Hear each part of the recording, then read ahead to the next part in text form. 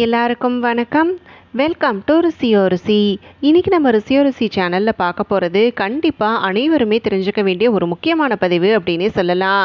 வெள்ளிக்கிழமையோடு சேர்ந்து வரக்கூடிய அமாவாசை அப்படிங்கிறது நமக்கு அரிதாக வரக்கூடிய ஒன்று அப்படிங்கிறதால இந்த அற்புதமான சுக்கிரவார அமாவாசை, மார்கழி அமாவாசை திருநாள் அன்னைக்கு நம்ம வீடுகளில் மாலை நேரத்தில் வழிபாடு நேற்றுமே செய்யக்கூடிய சமயத்தில் எந்த குறிப்பிட்ட 3 விஷயங்களை கடைபிடித்தோம் அப்படின்னு சொன்னால் நல்ல ஒரு கோடீஸ்வர யோகமானது ஏற்படும். அதே சமயத்தில் நம்மளை சூழ்ந்திருக்கக்கூடிய அனைத்து விதமான தீய சக்தியினுடைய தாக்கம் தீரணும் அப்படின்னு சொல்லும் பொழுது கடைபிடிக்க வேண்டிய ஒரு சில முக்கியமான விஷயங்கள் என்ன அப்படிங்கிறதுக்குண்டான அனைத்து விதமான தகவல்களையும் தான் நம்ம இன்றைக்கி இந்த பதிவின் மூலிமா தெரிஞ்சுக்க போகிறோம்.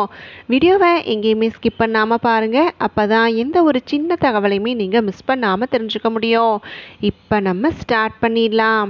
நம்ம சேனலில் இதுக்கு முன்னாடி மார்கழி அமாவாசையினுடைய சிறப்புகளை பற்றியும் இந்த அற்புதம் பொருந்திய நாள் அன்னைக்கு நம்ம வீடுகளில் எந்த மாதிரி விஷயங்களை கடைபிடிக்கணும், அதோடு மட்டும் இல்லாமல் இந்த மார்கழி அமாவாசை அப்படின்னு சொல்லி எடுத்துக்கும் பொழுது இது நமக்கு ஆஞ்சநேயர் ஜெயந்தியும் சேர்ந்து வருது அப்படிங்கிற காரணத்தால் எந்த குறிப்பிட்ட பொருட்களை நம்ம வீட்டு பூஜையில் வைத்து வழிபடணுங்கிறதுக்குண்டான தகவல்களும், கடன் தீரணும் அப்படின்னு சொல்லும் பொழுது செய்ய வேண்டிய ஒரு சில முக்கியமான வழிபாடு என்ன, தங்கம் சேருவதில் இருக்கக்கூடிய தடைகள் முழுவதுமே விலகணும் அப்படின்னு சொல்லும் பொழுது கடைபிடிக்க வேண்டிய விஷயங்கள் என்னங்கிறதுக்குண்டான 3 விளக்க பதிவுகள் நம்ம சேனலில் கொடுத்துருக்குறேங்க. அது வரைக்கும் இந்த பதிவை பார்க்கல அப்படின்னு சொல்லக்கூடியவர்கள் எல்லா பதிவினுடைய லிங்க்ஸையுமே நான் இந்த வீடியோவோட டிஸ்கிரிப்ஷனில் அட்டாச் பண்ணுறேன். கண்டிப்பாக பார்த்து பயன்பெறுங்க.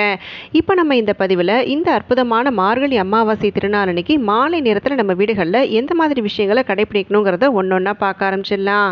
பொதுவாக நம்ம வீடுகளில் வெள்ளிக்கிழமை நாள் அப்படின்னு சொல்லி எடுத்துக்கிட்டாலே மகாலட்சுமி தாயாருக்குரிய வழிபாடுகள், குலதெய்வ வழிபாடு அப்படின்னு சொல்லி அனைத்தையுமே கடைபிடிப்போம். அப்படி அந்த வெள்ளிக்கிழமை நாளோடு சேரக்கூடிய அமாவாசை அப்படின்னு சொல்லும் பொழுது அதீத ஆற்றல் அனைத்தையுமே வெளிப்படுத்தக்கூடிய நாள் அப்படின்னே சொல்லலாம். அமாவாசை, பௌர்ணமி இந்த மாதிரி நாட்களில் பிரபஞ்சத்தில் அதிகப்படியான நேர்மறை ஆற்றல் அதிகரிப்பதாக சொல்லப்படுது.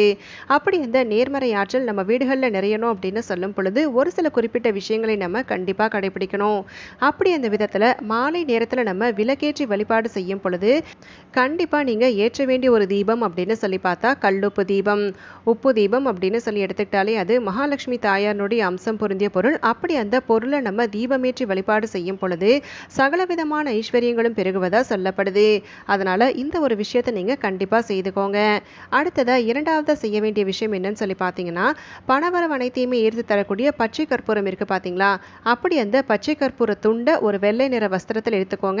சரியாக இரவு 8 to 9 அப்படிங்கிற நேரத்தில் இப்போ நான் சொல்ல போகிற விஷயத்தை செய்யணும். ஒரு வெள்ளை நிற வஸ்திரத்தில் ஒரே ஒரு துண்டு பச்சை கற்பூரத்தையும், ₹1 நாணயம் இருக்குது அப்படின்னு சொன்னால் ₹1 நாணயம் எடுத்துக்கோங்க, இல்லைனா ₹5 நாணயம் எடுத்துக்கொள்வது அப்படிங்கிறது செய்துக்கோங்க. அடுத்ததாக நம்ம அந்த வெள்ளை நிற வஸ்திரத்தில் 1-2 ஏலக்காயும் 1-2 கிராம்பும் சேர்த்துக்கணும். அதே மாதிரி சுக்கிர பகவானுக்கு உரிய தானியம் அப்படின்னு சொல்லப்படக்கூடிய வெள்ளை மொச்சை இருக்குது பார்த்தீங்களா, அந்த வெள்ளை மொச்சையை 27 அப்படிங்கிற எண்ணிக்கையில் எடுத்துக்கோங்க. 27 நட்சத்திரங்களை குறிக்கக்கூடிய விதத்தில் 27 அப்படிங்கிற எண்ணிக்கையில் வெள்ளை மொச்சை அனைத்தையுமே எடுத்துக்கிட்டு அதை அந்த வெள்ளை நிற வஸ்திரத்தில் வச்சுட்டு நம்ம ஒரு முடிச்சா தயார் செய்யணும். கடைசியாக நம்ம கொஞ்சமாக மஞ்சள் குங்குமமும் சேர்த்துக்கணும். இப்படி நம்ம முடிச்ச அனைத்தையுமே தயார் செய்து மகாலட்சுமி தாயாருடைய திருவுருவ படத்திற்கு முன்பாகவும் குலதெய்வத்தினுடைய திருவுருவ படத்திற்கு முன்பாகவும் வைத்து நம்ம வழிபடுவது அப்படிங்கிறத செய்யணும். வீட்டில் ஏற்படக்கூடிய செல்வ தடைகள் அனைத்துமே விலகணும், வீண் விரைய செலவுகள் அனைத்துமே கட்டுக்குள்ளே வரணும், பணம் பெருகணும் அப்படின்னு சொல்லும் பொழுது இந்த முடிச்ச அனைத்தையுமே தயார் செஞ்சு வச்சதுக்கு அப்புறமா அதை நம்ம வீட்டில் பணம் வைக்கக்கூடிய பணப்பெட்டியில் வைப்பது அப்படிங்கிறத செய்துக்கோங்க. பணம் பெருகணும் அப்படிங்கிறதுக்காக நம்ம வைக்கக்கூடிய அந்த ₹1 நாணயமானது பச்சை கற்பூரத்தோடு சேரக்கூடிய காரணத்தால் கண்டிப்பாக நம்ம வீடுகளில் பணவரவானது அதிகரிப்பதாக சொல்லப்படுது.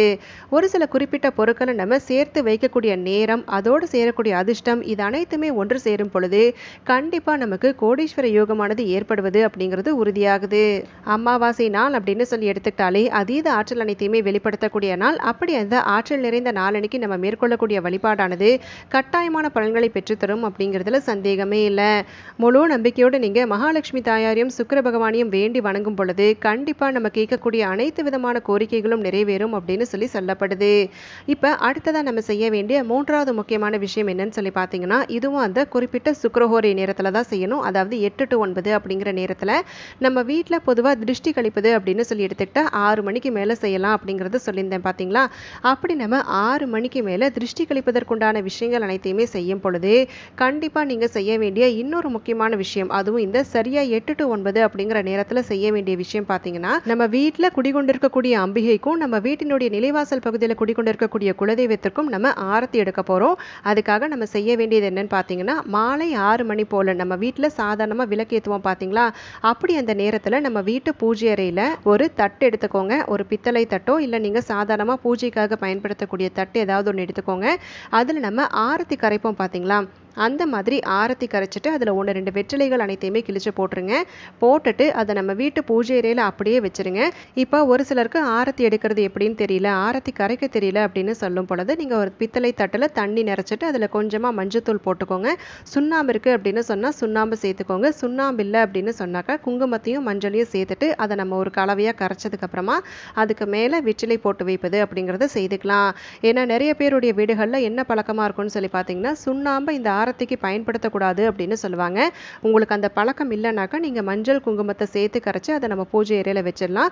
அந்த பழக்கம் இருக்குது அப்படின்னு சொன்னால் மஞ்சள் சுண்ணாம்பை கலந்து வச்சுக்கலாம். எது உங்களுக்கு வசதியோ அதுக்கேற்ற மாதிரி செஞ்சுக்கோங்க. இப்படி நம்ம மாலை நேரத்தில் 6 மணிக்கு விளக்கு ஏற்றும் பொழுது இந்த விஷயங்கள் அனைத்தையுமே செய்து வச்சுட்டு சரியாக அந்த 8 to 9 அப்படின்னு சொல்லப்படக்கூடிய சுக்கிரஹோரை நேரத்தில் நான் முன்னாடி சொன்ன பரிகாரம் அனைத்தையுமே செய்து முடிச்சதுக்கப்புறமா இந்த ஆரத்தி தட்டை நம்ம வீட்டு பூஜை அறையில் அமர்ந்திருக்கக்கூடிய மகாலட்சுமி தாயாருக்கு ஆரத்தி எடுத்துட்டு அதை நம்ம வீட்டு நிலைவாசலில் குடிக்கொண்டிருக்கக்கூடிய குலதெய்வத்திற்கும் எடுத்துட்டு போயிட்டு நிலைவாசல் பகுதியில் வெளிப்பக்கமாக நின்று நம்ம ஆரத்தி எடுத்ததுக்கு அப்புறமா நம்ம வீதிகளில் கொட்டுவது அப்படிங்கிறது செய்துக்கலாம். இப்படி இந்த குறிப்பிட்ட விஷயத்தை இந்த குறிப்பிட்ட நேரத்தில் நம்ம செய்யும் பொழுது கண்டிப்பாக நம்ம வீட்டில் சூழ்ந்திருக்கக்கூடிய அனைத்து விதமான தீய சக்தியினுடைய தாக்கம் தீர்வதாக சொல்லப்படுது. அதே சமயத்தில் நம்ம வீட்டில் ஏற்படக்கூடிய முன்னேற்ற தடைகள் அனைத்துமே விலகி செல்வம் செழிப்பதற்குண்டான அருள் பிறப்பதாக சொல்லப்படுது. பெரும்பாலும் நம்ம வீடுகளில் இந்த மாதிரி பெரிய பெரிய பூஜைகள் செய்யும் பொழுது வரலட்சுமி நோன்பு, சுமங்கலி பூஜை இந்த மாதிரி செய்யும் பொழுது நம்ம ஆரத்தி கரைத்து வைத்து பூஜைகள் செய்வது அப்படிங்கிறது செய்வோம். அப்படி அந்த மாதிரியான பூஜைகள் அனைத்தையுமே செய்யும் பொழுது எப்பேற்பட்ட பலன்களை நம்மளால அடைய முடியுமோ அப்படிப்பட்ட பலன்கள் அனைத்தையுமே இந்த வெள்ளிக்கிழமையோடு சேரக்கூடிய அமாவாசை நாள், சுக்கிரவார அமாவாசை நாளைக்கு கண்டிப்பா நம்மளால பெற முடியும் அப்படின்னு சொல்லப்படுது. அதனால் இப்போ நான் சொன்ன இந்த 3 விஷயங்களுமே கண்டிப்பாக செய்து பாருங்கள். செய்து பார்த்து நீங்கள் பலனடைந்தீங்க அப்படின்னு சொன்னால் தவறாமல் நம்மளுடைய கமெண்ட் செக்ஷனில் வந்து கமெண்ட் பண்ணுங்கள். ஏன்னா நிறைய பேர் கமெண்ட்ஸ் பார்த்துட்டு இதனால் பலனடைந்திருக்கிறாங்க, நம்மளும் செய்யணும் அப்படிங்கிற அந்த உத்வேகத்தோடு செய்வாங்க. அதனால் அவங்களும் பலனடைந்தாங்க அப்படின்னு சொன்னால் கண்டிப்பாக அந்த புண்ணியமானது உங்களை தான் வந்து சேரும். நல்லா ஞாபகம் வச்சுக்கோங்க. இப்போ நான் சொன்ன விஷயங்கள் அனைத்தையுமே நம்ம மாலை நேரத்தில் தான் செய்யணும். காலை நேரத்தில் அமாவாசைக்குண்டான வழிபாடுகள், முன்னோர் வழிபாடு, முன்னோர்களுக்கு திதி தர்ப்பணம் தருவது, முன்னோர்களுக்கு படையல் இடுவது அப்படிங்கிற விஷயங்கள் அனைத்தையுமே செய்யணும். மாலை நேரத்தில் வீட்டு வாசல்ல கோலம் போட்டுட்டு அதுக்கப்புறமா நான் சொன்ன விஷயங்கள் அனைத்தையுமே கண்டிப்பாக கடைபிடிங்க. இப்போ நம்ம இந்த பதிவின் மூலமா வெள்ளிக்கிழமையோடு சேர்ந்து வரக்கூடிய அமாவாசையான சுக்கிரவார அமாவாசை நாளன்னைக்கு மாலை நேரத்தில் வழிபாடுகள் அனைத்துமே செய்யக்கூடிய சமயத்தில் எந்த குறிப்பிட்ட 3 விஷயங்களை கடைபிடிக்கணும் அப்படிங்கிறதுக்குண்டான அனைத்து விதமான தகவல்கள் எல்லாமே தெரிஞ்சுக்கிட்டோம். இப்படி இந்த பதிவின் மூலமா நீங்கள் தெரிஞ்சுக்கிட்ட விஷயங்கள் அனைத்தையுமே முறையாக கடைபிடித்து அனைத்து விதமான நற்பலன்களையும் பெற்று நல்ல ஒரு சிறப்பான சந்தோஷமான கோடீஸ்வர யோக வாழ்வை வாழணும் அப்படின்னு சொல்லி நானும் உங்களுக்காக மனதார வேண்டிக்கிறேன். இந்த பதிவை நான் இதோடு இங்கே நிறைவு செய்கிறேங்க. நாளைக்கு மறுபடியும் ஒரு பயனுள்ள பதிவோடு உங்களை நான் சந்திக்கிறேன். அது வரைக்கும் நன்றி, வணக்கம்.